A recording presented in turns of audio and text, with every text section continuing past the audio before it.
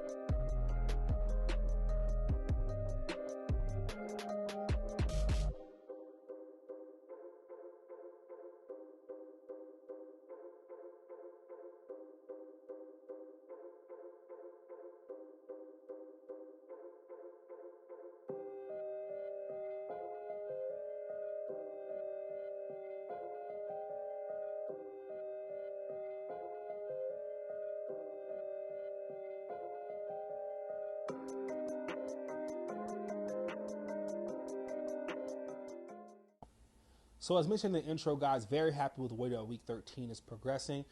Squats on day one felt really good. Very, very happy with the way that the bench press has been progressing. Being able to hit 270, hitting those triples, making sure that I'm hitting that pause. I'm really focusing on making sure that all of my training reps are as close to competition reps as possible. Some of them may not be all the way there, but definitely better than what I've been doing in the past. And I've really been focusing on deadlifts as well and making sure that I'm resetting at the bottom of those movements, so I'm really not getting the benefit of any sort of bounce at the bottom of the lifts. But overall, very happy with week 13. The intensity is bumping up next week in week 14. I have some rep max attempts and pretty excited to see where that gets me. Now, some of you who may have a keen eye may have noticed that my deadlift weight setup was very, very strange. I was using 345s, a bumper 10, some steel 10s, and some 5s and some 2.5s. And the reasoning is as of right now, I only have 3 pairs of 45s. The reason is I actually am in the process of purchasing new weights and selling my older weights. So this past week, I actually took my oldest daughter out to Southern California for a Lakers game as a Christmas present. And because I was already out there, I was looking to get plates, and I actually made the decision to go ahead and go with the Sprintco because my 2.5s, 5s, and 10s are already Sprintco plates, and they actually had a pickup option, which would save me on some shipping since I was already kind of in the general area. Now, I was actually trying to sell my other 45 so I can purchase the rest of them. So I purchased 3 pairs, and I was going to use them kind of with my Rogue 45s until I was able to sell those to fund purchasing the other ones. And I actually had a guy who was interested in buying them, but he wasn't going to be able to meet until after we came back. So I went ahead and purchased the 3.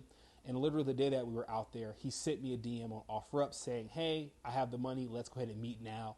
So I literally came back the next day, sold him those weights, and then went ahead and placed the order for the other 45s and the 25 plates from Sprintco. So hopefully sometime this week, those will be able to come in and I'll be able to have a kind of a normal setup. So I'm probably going to actually need to push back my first workout of week 14 back to at least Wednesday. That way I have the 45s in to actually lift because I don't think I would have the weights necessary to get up to that top set. Or maybe I'll go ahead and buy a day pass to one of the gyms in the area so I have more weights available. But so far, they're fantastic plates. Like I said, I already had the change plates for them, so I have experience with those. They're fantastic. And I'm actually thinking about doing a kind of review or compare and contrast between those and the Rogue Deep Dish plates, since those are the 2 plates that are kind of mostly compared, both made in the USA, E-coat plates, similar price points depending upon shipping and where you live. So looking to maybe diversify the content on the channel and get into some reviews here and there going forward in the future. Also was able to meet Grant, the owner, when I was out there. Very, very friendly guy. Definitely the type of company that you'd like to support. The last big update is going to be on my weight. So, as all of you guys know, or those of you who have watched this know, I've been really focusing on getting down to a kind of a more healthy weight for myself overall. In my last competition, I weighed in, or lifted in the 308 class, but I weighed in at about 301. So, since then, I've been kind of just eating better slowly, getting more active, getting more steps in the day, every day. That way I can get a little bit lower. So this week, kind of my low average weight was 284.5. And that was actually the day that we got back from LA. So we were eating kind of crazy when we were out there. So I'm pretty happy with where things stand right now. And I still have about 6 weeks until the competition.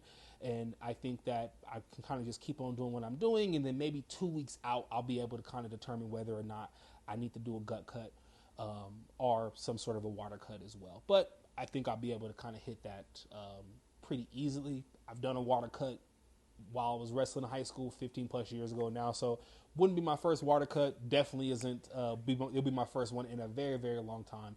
But overall, I think I'm happy with where it stands right now. So getting down to 275 for this next competition.